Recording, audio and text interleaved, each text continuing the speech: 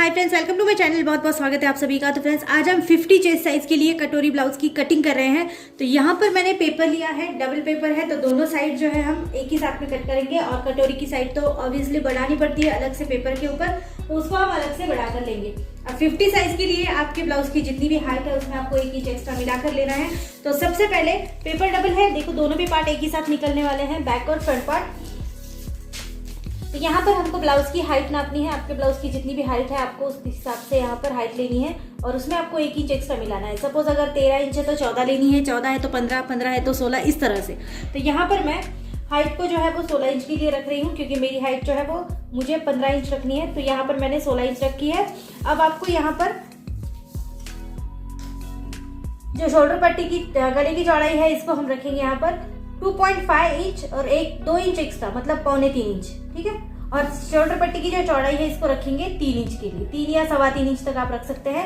इसके बाद arm hole आपको रखना है यहाँ पर 7 इंच के लिए, 7 या 7.5 के लिए भी आप रख सकते हैं। मैं यहाँ पर 7 इंच के लिए रख रही हूँ। तो इस तरह से मैं इसको मेजरमेंट ले लेती हूँ।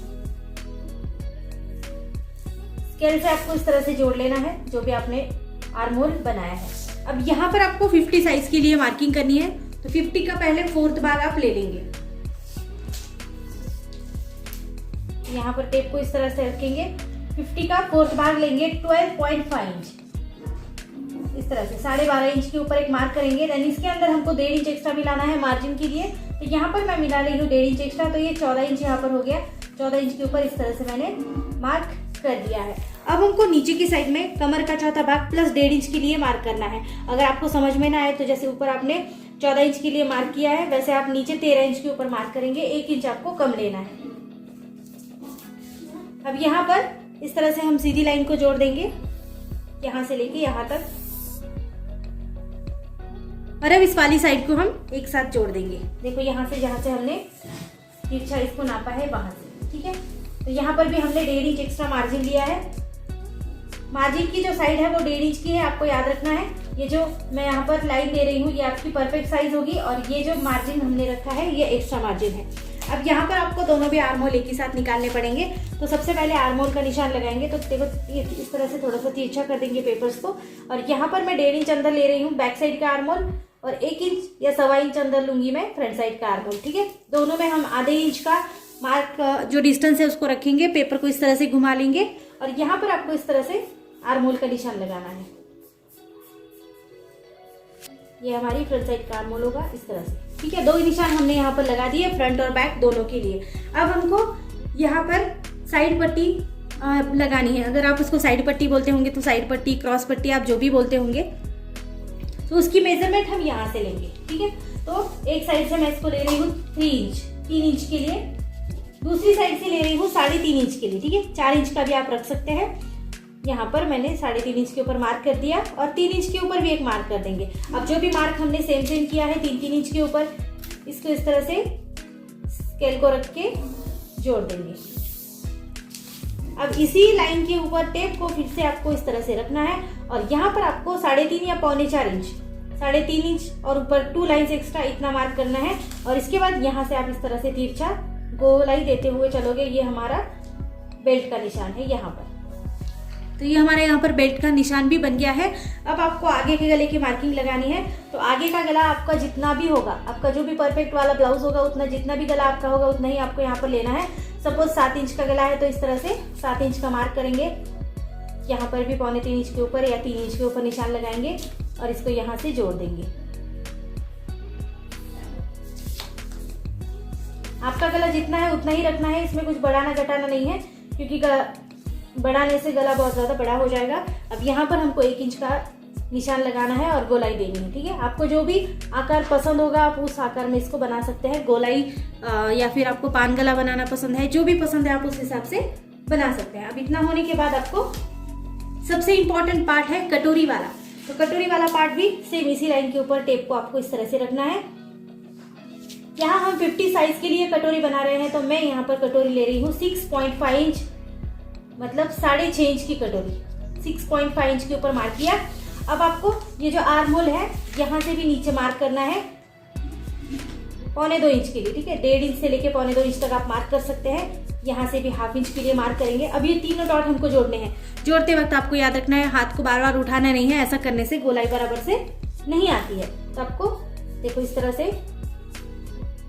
इन सभी मार्क्स को जोड़ते हुए यहाँ पर मिला देना है, ठीक है। ये शेप जो आपका बिल्कुल राउंड में आना चाहिए, यहाँ पर हमने जोड़ दिया, तो इस तरह से हमको जोड़ देना है। अब इसकी कटिंग करेंगे। कटिंग करने से पहले एक और बात बता देती हूँ, अगर आपको गला का जो है वो गिरने का प्रॉब्लम है तो यहाँ पर आपको हाफ इंच डाउन देना है, ठीक है। हाफ इंच के लिए राउंड देंगे, दोनों पेपर अब भी साथ में ही इस तरह से डाउन देना है। इसके बाद आप इसकी कटिंग कर देंगे। नीचे की साइड से कटिंग करना शुरू करना है, क्योंकि हमको भी बैक साइड जो है वो हटाना बाकी है।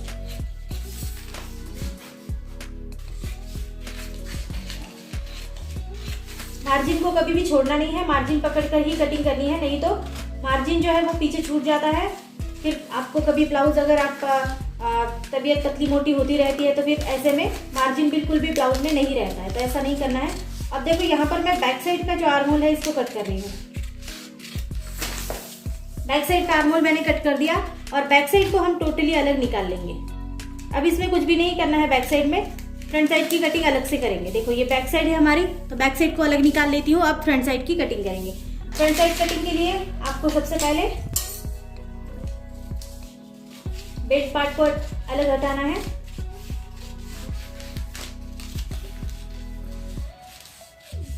इसके बाद आगे का जो भी आपने गला आर्म होल लिया होगा वैसे ही आपको कटिंग करनी है।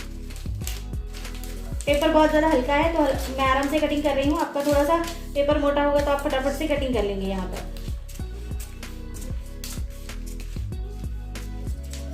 तो देखिए यहाँ पर डाउन भी कट करना है, डाउन यहाँ पर कट कर देती हूँ।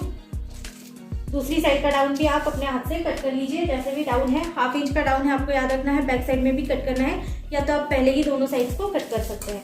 अब यहाँ पर भी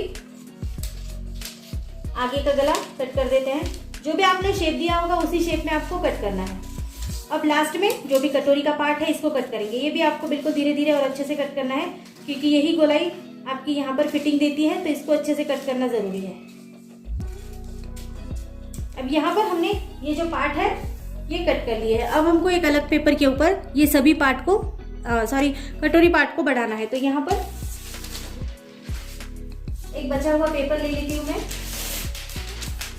इस तरह से एक पेपर आपको लेना है, इसके ऊपर आपको इस कटोरी को अच्छे से रख देना है, ठीक है।